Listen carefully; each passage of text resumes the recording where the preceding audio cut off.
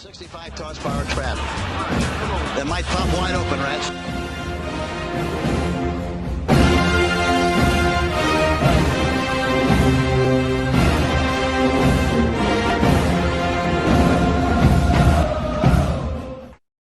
Welcome in, everybody, to the TPT podcast. Two big-time guests on the podcast. Jimmy Martin and Zeriq Lolar join the podcast. First-time guest, Jimmy Martin. Jimmy, how you doing? Welcome to the show.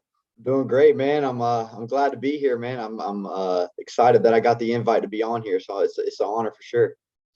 Of course, we know you're a die-hard Panthers fan. Unfortunately, yeah. Unfortunately, a lot going on. Some big news around the Panthers today. They did hire Frank Reich as their new head coach. Before we get your thoughts on, Frank Reich, we know he's with the Eagles and he was with the Colts for a little bit. Who are some of the candidates that you would have liked to see maybe as the Panthers head coach if you had it? I'll be honest with you. I was kind of upset when I saw the news today. I was kind of throwing a curveball. Main reason being because I would have been okay with Sean Payton. A lot of Panthers fans didn't want Sean Payton whatsoever. I would have been completely fine if we would have had Sean Payton, even if we had to give up a number one draft pick, to be honest with you, because we haven't had a coach with that kind of track record ever. But I wanted Steve Wilks above anybody else because I thought that he had the locker room. Everybody respected him, and he changed the culture in just less than half of a season since Matt Rule left. What he was able to do and form with the Panthers should have got him a job, I think, with the Panthers. I would have liked to have seen them go get somebody like Frank as like an offensive coordinator and keep Steve Wilks as the head guy just to keep the culture. And if we didn't have Steve Wilks, I would have been okay with Sean Payton because Sean Payton's at least proven that he can win games.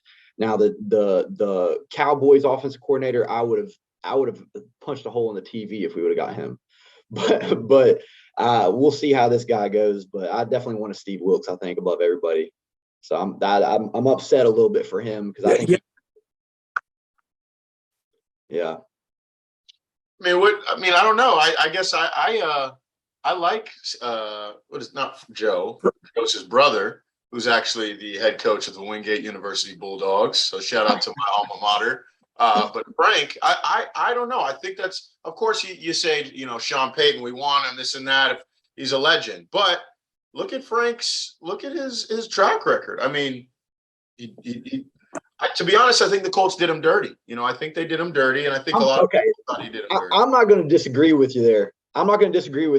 Frank might be I did a little bit of research. I got the news when I was at work. I did a little bit of research about him because I didn't know a lot about him. Now, obviously, he had quarterbacks like Andrew Luck, who, when he first started, all the way up from Matt Ryan, Carson Wentz, Jacoby Brissett. He's had all these quarterbacks, and his record as an NFL coach, including playoffs, is 40-33-1. Yeah, which is not bad, right? It's better than I thought it was because I'll be honest with you, I didn't know a lot about him before today. I was really thinking the Panthers were going to do Steve Wilks, and if they got Sean Payton, they were going to go with him. But I knew they were going to have to give the world to get Sean Payton. So this guy might actually be great. I don't know a lot about him. I probably need to do a little more research. What could Steve Wilks done? Yeah. I mean, as a Panther fan, I think I would hope you would know he was, and I just found this out today, so I'm not. I know what you're about to say. He is the first starting quarterback in Panthers history. And do you know the other stat about him? I don't. So before the Vikings had their comeback against the Colts, he actually led the largest comeback ever. It was, I think, 32 points. Before. Yep, before. And now the Vikings obviously just broke that record, but he did hold the record for the largest comeback ever. Wow. Yes, he didn't know that. Know that. So, I mean, this guy might be good. I don't know. I think the message that David Tepper is sending out to the Panthers organization is not a good message. And he's been sending the same message out since he got here. It's like you go out in free agency, you spend all this money on a quarterback, and then you throw him to the wolves after you're done with him. And I don't think it's a good thing. He doesn't have the community of Charlotte behind him. A lot of people are fed up with David Tepper. I am. I mean, I think the culture is is the culture is the problem, and Steve Wilks would have addressed the culture. He would have fixed the culture. This new guy might as well. Frank might do a great job, but I just think that Steve Wilks is exactly what Carolina Panthers football is, and it should be, just tough nose, controlling the game. And obviously he wants to go and change that and go towards a more offensive mind, which I'm completely fine with. I think that's a great idea. I just thought that Steve Wilks, he couldn't have done any more to do. He did the best job you could possibly do. Imagine if he had a full season, off season, get the people in there he wants. He had a better record in half the season than Matt Rule had all the seasons before for the full season. Mm-hmm. Yeah. Yeah, like you said, it's tough, but I think, with the decision they made, when you look at a coach that has, especially as a quarterback, was in the quarterback in the league for 13 years. Look at some of the coaches right now that have had that, my Minnesota Vikings, they'll go up and get a quarterback that was behind Tom Brady that played underneath freaking, say it again. Oh, Kirk Thuggins. Well, no, I'm talking about KOC, Kevin O'Connell. We went and got Kevin O'Connell, who was a coach now, but, he was a quarterback. And a lot of times you see Jim Harbaugh, another good guy that's a coach. So, even though, you said it was like we want Steve Wilks. I think they did a good job of getting a guy that's credible. He's won a Super Bowl as an offensive coordinator. And I think that has really been the issue with the Carolina Panthers. Look at the Panthers that we had when I was living in Charlotte in 2014, 15, 16. They were unstoppable. And now I think the Panthers have done a good job with their defense. And it's like, where's our offense? Where's the offense that we've all wanted, that we haven't had since Cam? And I again, like you said, you don't know, but I think Joe will do a pretty good job of Frank. What you're saying is you think he's going to do a better job than Matt Rule? I do. Matt Rule is a college coach. I agree. Mm-hmm. I agree. Better than Matt Rule? 100%. I think Matt Rule is a college coach. Just like in basketball, I'm a basketball guy. There's some coaches that are great in college, but they can't translate to the pros. And when you get to the pros and you're telling another grown man, hey, you got to do this, and he looks at you as like, I make triple what you make. Some guys kind of back up, Hey, listen, Matt Rule needs to find himself coaching the Mid-Hill Mountaineers and not a level above it, all right? That man is garbage. He is just atrocious, man. I never want to see him close to Carolina. He shouldn't even be allowed back in the state. You got a job. Where did you get a job at, Jaden? Say it again. Where did Matt Rule get a job? Where was it? It was Baylor. He actually had a good year. He went to Nebraska after. Nebraska. Nebraska. Yes. Yeah. Nebraska. He's at the University of Nebraska. So you would have liked to see Steve Wilks in there. And of course, Sean Payton. That's a big name flying around. That probably would have a good name. They got the head coaching part down. We'll see about Frank Wright, what he could do. Now the big thing is quarterback. You got Corral back there, you got Darnold, but you also have the 9th pick in the draft. So a lot of people are saying that you guys could end up drafting Richardson from the University of Florida, Anthony Richardson. There's a lot of names out there. Who are some of the quarterbacks? And maybe it's not a quarterback in the draft, or if there's a veteran out there you would like to see the Panthers go grab.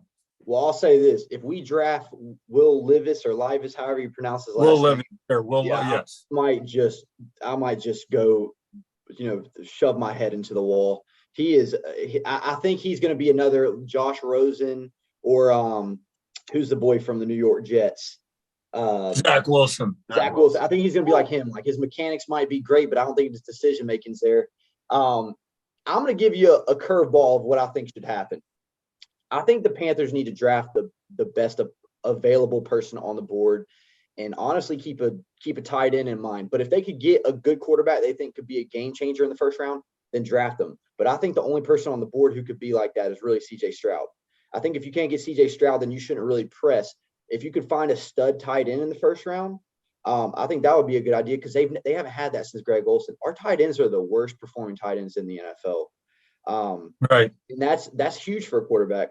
And I'll say this, we haven't seen what Matt Corral can do. He got hurt. He would have played this past year if he wasn't hurt, but he didn't. So we don't know what he's capable of yet. And Sammy Dime's been kind of, I don't know, man. He was playing kind of good last year. He might not be a franchise quarterback, but he's only 25. So a lot of these quarterbacks in the draft are 25.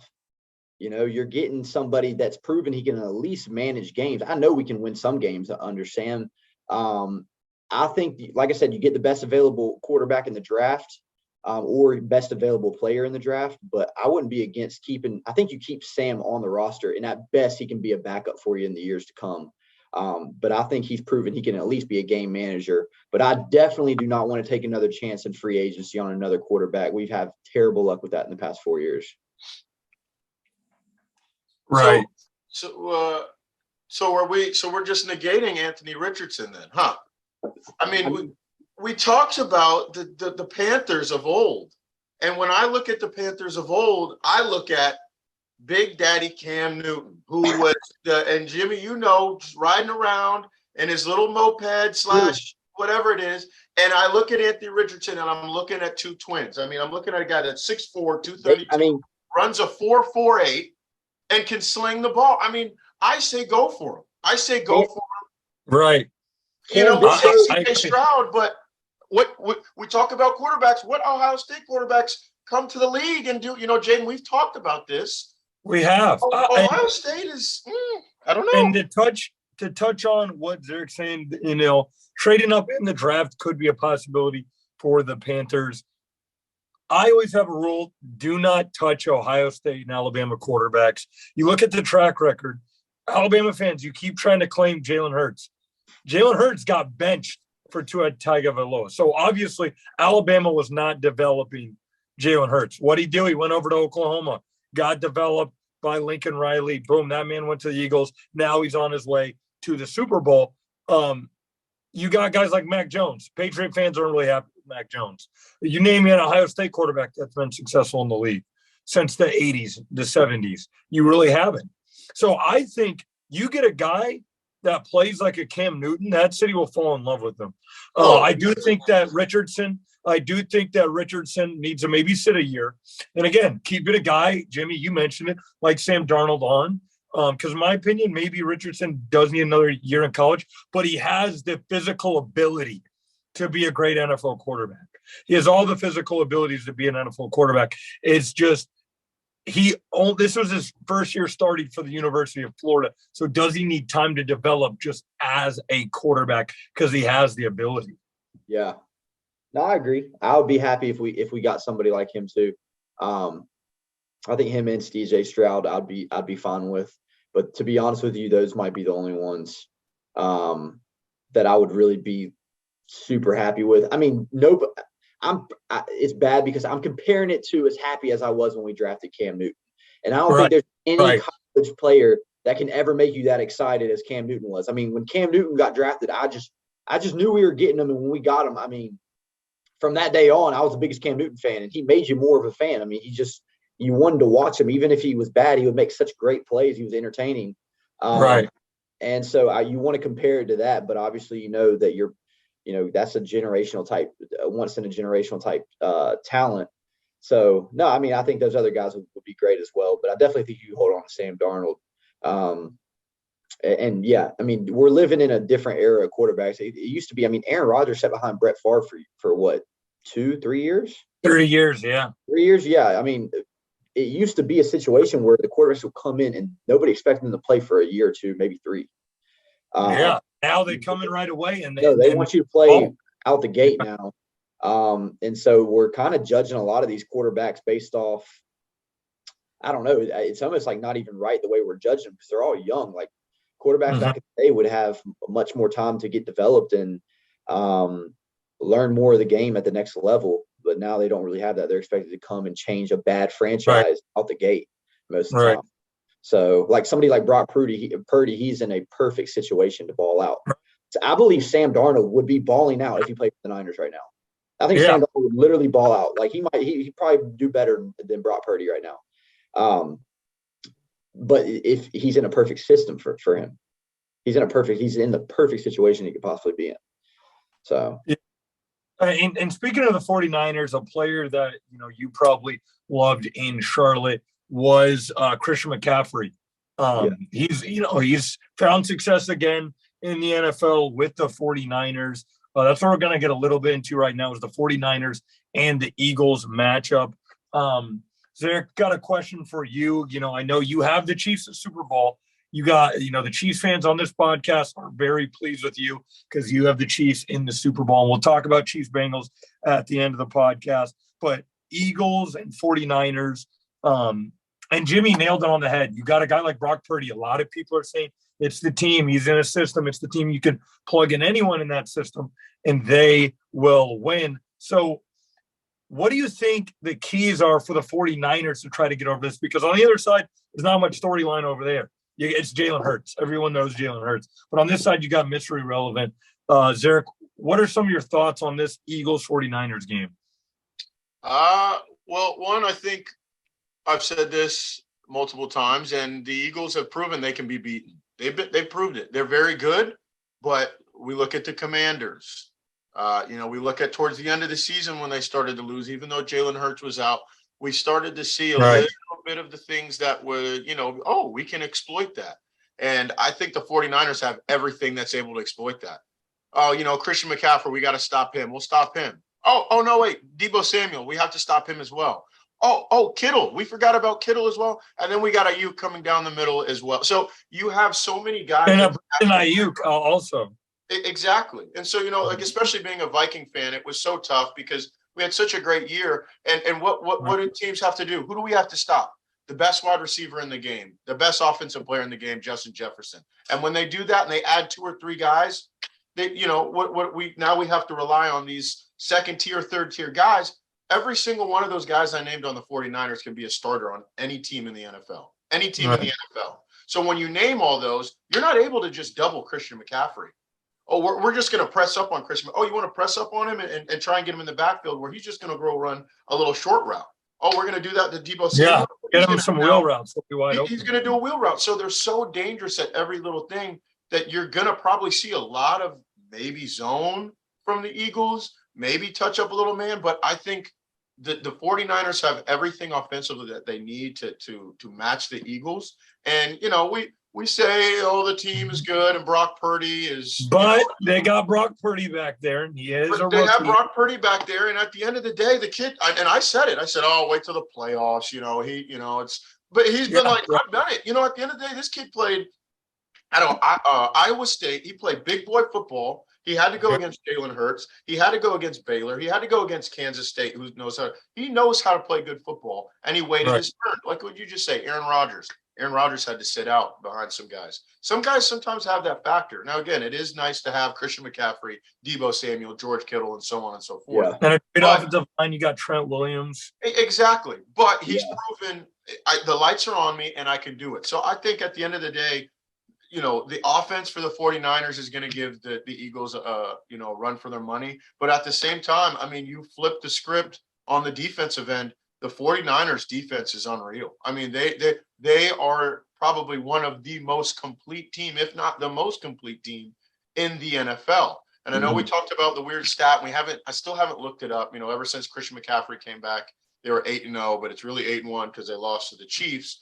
But they've been on a roll right now, and I think they're clicking. And Jalen Hurts, he's been able to rest, but is he fully healthy? Is he 80%, 85, even 95% is still going to be in the back of somebody's head when they're playing. So again, like I said, my prediction is Chiefs 49ers, and I think with how many threats the 49ers have is going to be a little bit too much for the Eagles. Yeah, I'd say I'd agree with. Before anything, I think the Niners are going to win this week. On Sunday, I think the Niners are going to win. But that being said, I think they are going to have some trouble. They're not the weaknesses they have is the right side of their O-line and their secondary right now because they have injuries in their secondary. Emmanuel Mosley's tore his ACL, and I forget who the other quarterback. I forget what his name is. One of their other good cornerbacks is injured right now too. So, they're going to have a tough time guarding those 2 receivers, arguably the best 2 receivers paired in the NFL this coming week. So I like the 49ers. Don't get me wrong, but there's definitely some. The Eagles got a good D line as well, so it's going to be a good matchup. I think it's going to be a close game, but I think the Niners are going to end up pulling it out. Yeah, I say it a lot on this podcast. Our last podcast with Eric Warfield, defensive guy, he's played for the Chiefs. I always say defense can carry you a long way, but at the end of the day, you have to ask your quarterback to go win a game. You have to. He's going to have to make a play in a 3rd and long, and at the end of the day, it comes down to Brock Purdy or Jalen Hurts. I'm going to take Jalen Hurts, at the end of the day. Yeah. I like Brock Purdy. Great story, but can Brock Purdy go win you a game? He's got a great piece around him. Zeriq just touched on it, but can he go win you a game and put you in the Super Bowl? I predicted Chiefs 49ers at the start of this playoffs, but I'm gonna take the Eagles in this game. Sooner Boomer, baby. Jalen Hurts. Let's go. Jalen Hurts. Yeah, Love Jalen Hurts. Jalen Hurts, he finished with the Sooners, so he is a Sooners guy. I don't care what Alabama people say. He is a Sooners guy. Great season with the Sooners. Now we're going to move along to the big one. Chiefs, Bengals. The people on this podcast, they want to hear. Zeriq's kind of our honorary Chief here. He grew up in a Chief household. Jimmy, obviously, he knows ball. He keeps up with the NFL. Zeriq, we'll start with you because you're our honorary Chief here. We know you're a diehard Vikings fan, but you got some love for those Chiefs deep down. Zeriq, tell me why the Kansas City Chiefs. Pitch it to me like you're selling me some. Why are the Kansas City Chiefs finally going to beat these pesky Bengals in Kansas City? As they're calling it, Burrow had a little disrespect going on. Sell it to me. Why are the Chiefs finally going to get it done this time? Patrick Mahomes. That's all you have to say. Patrick Mahomes. He's fed up. He's proven that he is the best quarterback in the league. He's proven that he can do it on the big stage. And he's also proven at the end of the day, when you consistently doubt him, he just come back and says, I'm here. And whether he sounds like Chris the Frog or I'm here. It's me. I'm here. It doesn't matter. He's here. He is. And at the end of the day, the future greatest tight end of all time, Travis Kelce, is also there. But there's also another guy who is this? Jerick McKinnon. I talked about him in fantasy when I picked him up. I said, oh my God, this guy, what's going on? Where was he over here? Where was that guy over here? He was on the bench injured. That's where he was. He wasn't doing that. But at the end of the day, it's the Chiefs, and it's 3 times. 3 times the Bengals have done this to the Chiefs, and I think they're fed up. The Bengals are on their high horse as they should. Look at the Bengals. They beat them 3 times. The Bengals have started the year. Everyone, Joe Burrow is just folding. Went to the Super Bowl. Look what he's done. He's that. And they said, no, that's fine. What's fine? And again, the Chiefs have a lot on their plate. They do. They have a lot on their plate. But I think when it comes down to it, this Chiefs team has had its ups and downs. We've seen a very close game with the Texans. We've seen a loss to the Colts. We've seen some close games to some really bad teams. But I think you needed that, and they had that to be able to come when it comes to the playoffs and be like, okay, we've seen our ups and downs. We know what we're going through. And guess what? We're tired of losing to these guys. We're tired. We get to be an Arrowhead. We got Chris Jones right here in the middle. Our defense is a very underrated defense, like I said when I was on with Taz. And it's go time. But also on the other end, we as they're calling it Burrow, we got the guy that might be going into number 2 quarterback in the league right now. No, maybe even number 1. People are saying that. I think it's highly disrespectful. Right.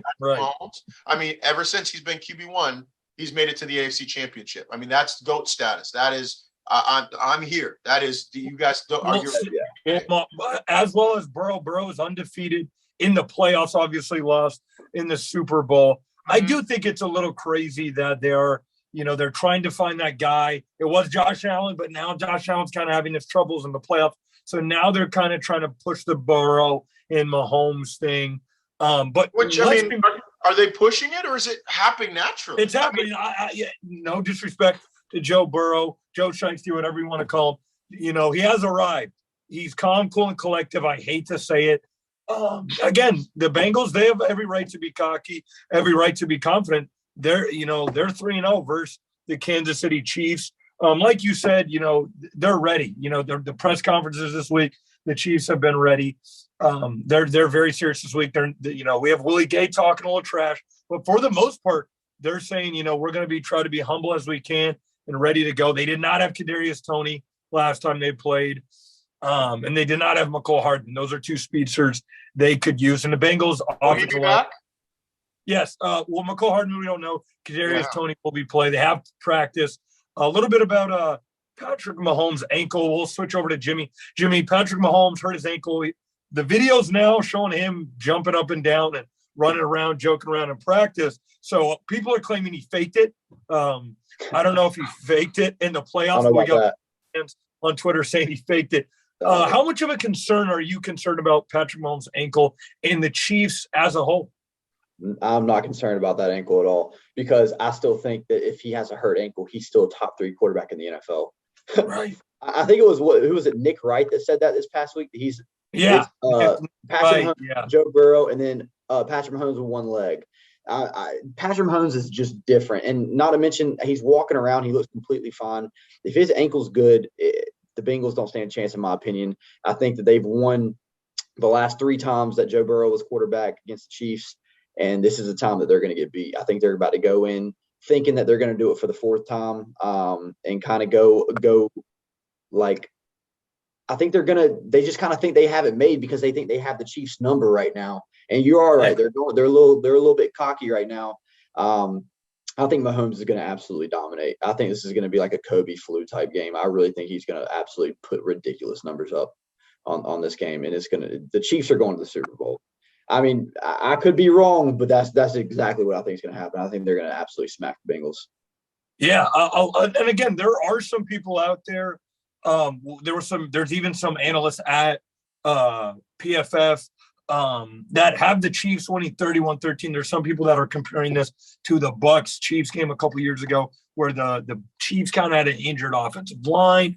Chris Jones, a lot of criticism. He does not have a playoff sack, which that may, you may look at that and say, there's no way that Chris Jones doesn't have a playoff sack, but he doesn't have a playoff sack. He does, alter the run game. But I think this is the game where they unleash Chris Jones. They're on their 3rd string guard for the Cincinnati Bengals. You don't want a 3rd string guard when you're going up against one of the best defensive tackles in the league. So Jimmy and Zeriq are kind of on the same page here with the Kansas City Chiefs in the Super Bowl. Jimmy, do you have a scoring prediction for the Chiefs game? Score you see, you close your eyes, and this is the score you see. Whoa, the clock ticks 0, and this is what you see. 45-28. Whoa. 45-28. He's having the Chiefs absolutely go off. I think Mahomes is about to go crazy.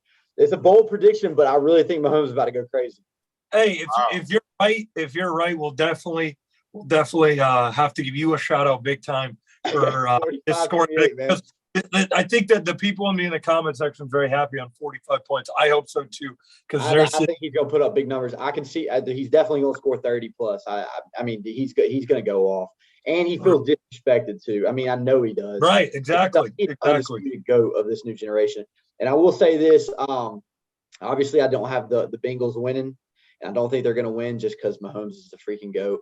But shout out Dominique Davis, UNCP alumni. He's in the championship game, plays for the Bengals, so defensive tackle. I played along with him. He was actually a walk-on at Pembroke and worked his way up to start, and he's grinded. So he made the 53-man roster, and now he's in the championship game along with BJ Hill, who's from my hometown. So they both play defensive tackle. So shout out my boy Dominique, big nasty. Wow! Shout out to some of his teammates. We're going to get into a little bit of some of the stories you have here in a minute of some of the guys you went up against, or maybe even some of your teammates. Zeriq, before we switch over to that, Zeriq, let me know a scoring prediction. Get the Chiefs fans fired up right now. Get them fired up. Give me the storyline of this game. What happens? What's going to go down in Arrowhead, not Burrowhead, this Sunday at 6:30? Are you ready? I'm ready. The Chiefs fans are more than ready. We're ready. Andy Reid walks in. Burger in one hand, packet of Heinz ketchup in the other. Patrick sitting in the locker room, chilling. With a stash. Got his headphones on. Patrick, you want some ketchup? I'm good. Got it already in. Okay. Walks back. He loves it. We know he loves his ketchup. He loves his ketchup. He says no. He's locked in. Kelsey's over there just vibing. Puts his phone on Do Not Disturb because every female ever wants the man. Don't blame him. Good looking dude. We get to the game time. Clock tick 0, 31-23. I think it's going to be a close game, but I think Patrick Mahomes, Travis Kelce, Jerick McKinnon, Kadarius Toney, Pacheco. We can't forget about that little bulldog. I mean, he's just, bro, he's the dog. He's ridiculous. I think they all do what it takes. I think it gets close because, again, no disrespect to Burrow. But at the end of the day, Burrow, he isn't Pat. I think it's 31-23. I think they have a chance to go and try and get it with 8 points, maybe a 2-point conversion. But I think it ends in the game with a turnover with Arrowhead, holding the football up, and it's over with. They're going to the Lamar Hunt Trophy is staying, baby. Yep. The house that Lamar built, they're saying the trophy is not leaving the stadium. Zeriq Lolar getting Chiefs fans fired up. Who is your MVP of the game? MVP of the game. I mean, we said it. Jackson Mahomes. No, I'm kidding. I'm kidding, guys. I'm kidding. No, we don't want that. Patrick Mahomes. TikTok. Patrick Mahomes. Hopefully, Jackson Mahomes is he's a little dialed down. But at the end of the day, if he wants to celebrate when the Chiefs win, that's good. That's fine. Brittany, Jackson, do your thing. But it is going to be Patrick Mahomes. That is my MVP. It's locked in, signed, sealed, and delivered. Patrick Mahomes. Chiefs 31-23, Zeriq. 45-28, Jimmy. Love to hear it. Before we get out of here, we're going to hear real quick some crazy stories maybe that Jimmy has going up against some NFL players, or maybe some crazy stories that he has from his days playing college football, coming up on the TPT podcast. All right, everyone, we are back on the TPT podcast. Jimmy Martin's got some crazy stories about us. About Daniel Jones. We know Daniel Jones just had a great season with the Giants. Vanilla Vic is what the people are calling him now. Tell us some of the stories you had of playing against Daniel Jones. I'm pretty sure you played against him in high school, correct? Yeah. I played against him in high school. He went to Charlotte Latin, so they were pretty good at football, very disciplined. And my sophomore year, I actually have a picture of me sacking him in the backfield. This is before he hit a growth spurt, so he was a tiny little kid then. But I sacked him to that backfield. I actually broke my rib on that play. But then the next year we came back to play him, and I mean, my man was like 6'6" or 6'5", whatever he is now. Like, I mean, he grew like probably 6 or 7 inches over that summer. It seemed like, but that special milk. It's that special milk. Yeah, they give him something over there at Charlotte Latin. I don't know. I don't know Daniel personally. I just played against him many times, but I know. So my senior year, I transferred to a school called Hickory Grove, and I played football. Football was my best sport that I was good at, and there would always be like a little bit of a learning curve, I'd say, for the first 2 to 3 weeks from football season to basketball season for me, where I would just still be kind of in football mode. Y'all kind of know how football players do it, just kind of very physical. So in the past, I remember when I was in like 7th grade, I like tackled somebody, and it was like my first game out of football. And the principal pulled me aside and was like, Jimmy, like, we don't do that here. Like, why did you do that? And my parents were like, hey, he didn't mean it. He's in football mode. He's just got to learn. Anyways, keep that in mind. My senior year, we played against Charlotte Latin in basketball, and they were killing us. I mean, they were really murdering us. We were getting demolished. It was actually the second game back from football season. Daniel Jones was on their basketball team. He was a 6th man. So he was in the game, and at one point they had a fast break. They got a rebound and outlet to him, and he was by himself. And I remember he had to have been 20 feet in front of me, and I ran as fast as I could to catch up with him and absolutely tackled the heck out of him so bad to where not only did I get ejected from the game, the police and security had to escort me out of the whole premises. I mean, they escorted me out of the place. Wow. So looking back on it, definitely not a proud moment for me. I think something took over where I thought I was playing football for some reason. And Daniel, sorry if you ever see this for some reason, I'm sorry I did that. They weren't very happy that I was tackling their star quarterback, which rightfully so. But you were getting them ready for the NFL, bro. You seen the future. I was getting them ready. I think when Daniel Jones tripped and fell with nobody around him a couple of years ago versus the Eagles, he had that memory of Jimmy Martin backing him into the second row. I taught him how to keep his head on a swivel, even on the court. You got to keep your head on a swivel. Yeah, I mean, looking back, it wasn't my proudest moment, but I would say I blacked out. Honestly, I don't know what the heck was going through my head. I think I just really thought, I'm telling you, there was just that learning curve. I thought I was playing football and just a little too aggressive. So, Daniel, sorry, glad I didn't hurt you, but definitely a funny story now. Seeing that how far he's made it, he's had a great season. So, that's definitely something that I've always thought was funny, because I'm telling you, they treated me like a criminal after that. You would have thought I shot somebody. I mean, the police came and got me on the court and pulled me out of there. It was pretty insane. They did not want you to hurt their precious Vanilla Vic, so they got you out of there. They said, "Get out of here, son. This guy's about to be a future giant." Before we get out of here, Jimmy, of course, thank you for joining the podcast. That was a crazy, crazy story about Daniel Jones. If there's anything you want to shout out, where people can maybe keep up with you on social media or anything like that, give a shout out. The platform's yours. Yeah. I mean, y'all can follow me on Instagram. To be honest with you, I don't even know what my Instagram name is. Let me even see what my name is. It is James Martin, J Michael, JMIKAL. That's my Instagram name. So if y'all want to keep up with me, I'm always posting about the Panthers on my Instagram stories. I haven't been posting as much just because I'm just numb to this point. You ever been just like a girl just broke your heart and you kept coming back to her, and then she break your heart again. She's cheating on you with your buddy, your brother, all these friends, and you keep coming back to her. That's how I feel about the Panthers. So I'm just kind of numb right now. I'm staying quiet, but I'm going to start getting to posting again about them. And, hopefully this Frankie guy, Frankie can get it going for us. Frankie. All right, Zeriq, before you go, of course, tell the people again where they can keep up with you. And also we want to get before you tell everyone where they can follow you on Twitter and such. Vikings looking for a defensive coordinator. We didn't touch on that just yet. We did. They interviewed Brian Flores today. Who would the person you would like to see in that purple and gold on the sideline for the Vikings? You said him, Brian Flores. I mean, look at the track record. Look who he's been underneath. I mean, he was underneath one of the best defenses with the Patriots with Daddy Belichick for years. Right.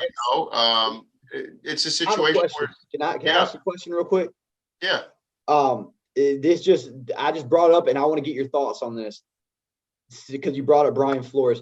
Do you think David Tepper could possibly be looking at a similar lawsuit with Steve because of the Steve Wilkes situation? Because I've said this out the gate that he did everything he could to get hired. If he doesn't get hired, he's going to be looking at a lawsuit. I don't know if y'all think I'm on with that. I mean, maybe Steve Wilkes won't do anything with that, but I feel like there's something coming from that for sure, because he did everything he could to keep job. Not to go back into the Steve Wilkes thing, but I just want to ask y'all what y'all's thoughts are before we finish on that. We'll see. There are head coaching vacancies out there. Maybe if he doesn't get picked up, because you're right. He did do a great, great job with the Panthers after they traded Baker, their starting quarterback, and they traded Christian McCaffrey, Rodney Anderson. All they did was they almost won their division. So we'll see, especially if the whole Jeff Saturday thing happens, coaches, a guy like that can just come in. And, we know the NFL has had their problem with hiring minority coaches, but we'll see where that leads with the Panthers. Yeah. Yeah, for sure. For sure. It'll be interesting in the sense of, because again, a lot of stuff happens in closed doors. The Brian Flores thing kind of got leaked. And, I think it was actually Belichick who was the one who kind of congratulated him and then uncongratulated him because people were talking, and that's kind of got one out. So there could be conversations behind closed doors. I mean, again, of course, Jimmy's a Panther fan and this and that, but it's like when you take a step back, like the Frank Wright thing did look like the right decision. Ex-Panthers quarterback coming in, his brother's right down the road at threw the first ever touchdown for the Panthers. Yeah. So it makes sense on paper. Again, Steve Wilkes did a good job too, but it was also at the time where a lot of people. His track record isn't the best. Huh? His track record isn't the best. He was with the Cardinals and got fired. I would say his track record isn't the best, but it's like, even though like the Panthers kind of came back, I think it did get to the point where it was like, they played a beat up Atlanta. They played up, they paid, what was it? A Lions team that was kind of in and out. And it was all of a sudden, wait, are we tanking? Or I think we should maybe try to win. So, he did do a good enough job. But like I said, I think when you look at it on paper, the Frank Reich thing made sense. But, I think that put on notice that Steve Wilkes can kind of get the job done. And even if it's not a head coach, get paid to be, an offensive or defensive coach, on whatever side of the ball. But to answer your question, Jaden, to end it, Brian Flores, that's the answer. That's what we want. We looked at a couple other guys, guys from the Saints and the Seahawks, and I think the Bears, correct me if I'm wrong. But that's the guy. I mean, if you look at the Vikings, that's where we struggled, was on the defensive end. Our offense was one of the better offenses, especially in the NFC, and I would say in the NFL. We had the best wide receiver. If he starts playing, one of the better running backs, and obviously a great year from Kirk Cousins. So if we can get Brian Flores to come in there and change that defense, I mean, who knows? I'm not going to say we start winning even more games, because we won a lot of games last year, but I think it would. Really playoffs, next step in the playoffs. Yeah, well, I would say now we made the playoffs. Now it's winning in the playoffs. That's winning the playoffs and getting to that NFC championship. But Brian's my answer, and I'm going to keep praying for it. Brian Flores could be the new defensive coordinator for the Minnesota Vikings. I think a lot of Vikings fans would be pleased with that. Zeriq, before we go, we know you're active on Twitter. You're probably going to be going, crazy during this weekend of the Eagles versus 49ers and the Chiefs game. Because, again, there may be people coming at you on Twitter, Bengals fans, after you're getting these Chiefs fans all hyped up. Yeah, yep, and that's fine. I'm willing to take it. I love it. And my Twitter's at Zeriq Lolar 44. That's mainly where I'm talking stuff. My Instagram is Zebo, Zeebo _44. But, yeah, I appreciate it, man. Thank you, Jimmy. Thank you, Zeriq, for coming on to the show. You guys brought awesome analysis. You guys kept it fun in here. We love to hear that crazy story about Daniel Jones. So, Daniel Jones, if you're on the street in Charlotte, keep your head on a swivel, because Jimmy may be coming after you. So, thank you guys so much for being on the show. We will see you guys next time on the TPT podcast. Thanks for watching. Make sure you guys hit that notification bell, follow us on all social media, and check out our videos each week.